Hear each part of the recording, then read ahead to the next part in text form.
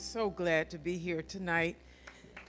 As I came here and enjoyed this beautiful music.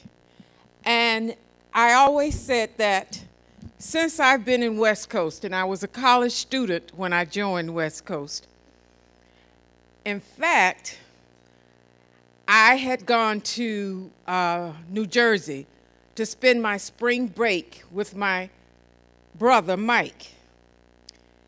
And Mike took me to a bar. And he was saved, but he knew I liked to drink. And so he sat in that bar and he ministered to me. I'm going to get to how God healed me from cancer, but just bear with me a moment here because I'm so grateful.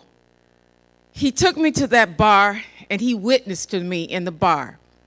And the interesting thing happened. I prayed this prayer.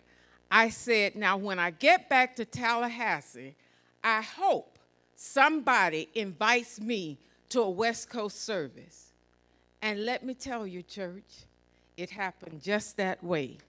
One of my homegirls, on her spring break, she got saved back in Sarasota. So she invited me. And I'll tell you why I prayed that prayer like that. Because I was a church goer. I was an avid church goer. And I loved to go to Sunday school. I used to speak at various conventions, and I was very active in the church. But I saw some of my friends who had joined West Coast, and they were different. They had something I wanted. And I remember I said to myself, I said, you don't have to be at West Coast. And I knew, you know, because I was a churchgoer, and I said I didn't have to be at West Coast to be saved. But I did, because I can remember sitting in my living room just praying. This was before West Coast, trying to hear the voice of God. And I continued to declare salvation, but the more I stayed around those same people, I drifted back in the world. So by this time, I know I need a West Coast. And I remember we were in the women's complex, and I saw a lot of people going onto that blue van. And I said to myself, it must be nice to go to church because you want to go. Because these people were college students. They didn't have mom and daddy telling them they must go to church like I had. So I saw that, and I went to church that service, and I got saved.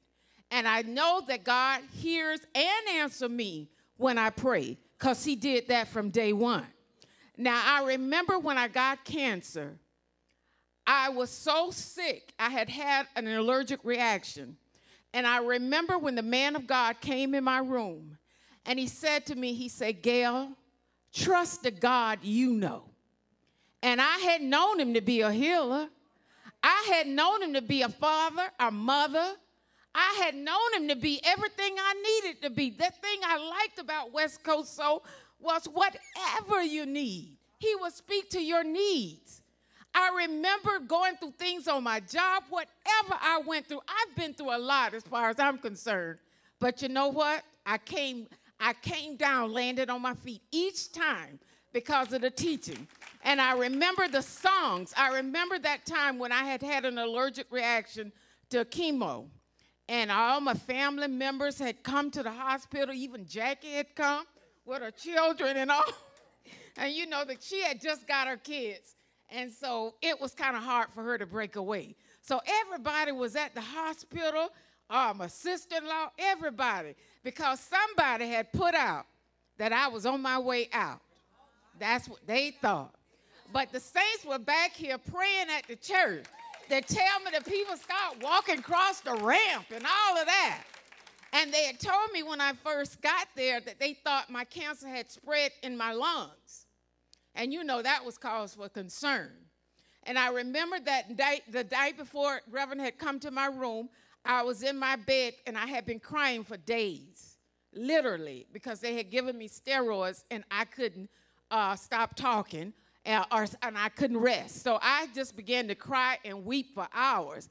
And I just started crying, and all of a sudden I had to stop myself because I feel like I could have died had I not had something to live for, had I not had a support system like West Coast, had I not had a wonderful family that's headed by Deacon Glenn Moore, if I didn't have that, I could have willed to go. But I said too many good things was going on. I couldn't die then. So I remember when I was crying and crying and crying, and I said, Lord, I'm not too tired to die. And I heard this song after I had been crying and crying so to the sides of my mouth was hurting. And I heard the song, God wants a smile on your face. You know the rest. You know the rest. And I'm just so grateful because whether God ministers in a song, a word, or dance, you name it. There is nothing too hard for God to do, and there's nothing I have not seen him do in this house. And I want to thank God that I'm living today because there were days that I sat in my bed and I didn't know if I was going to live to see this day. And I'm so grateful, and I thank God.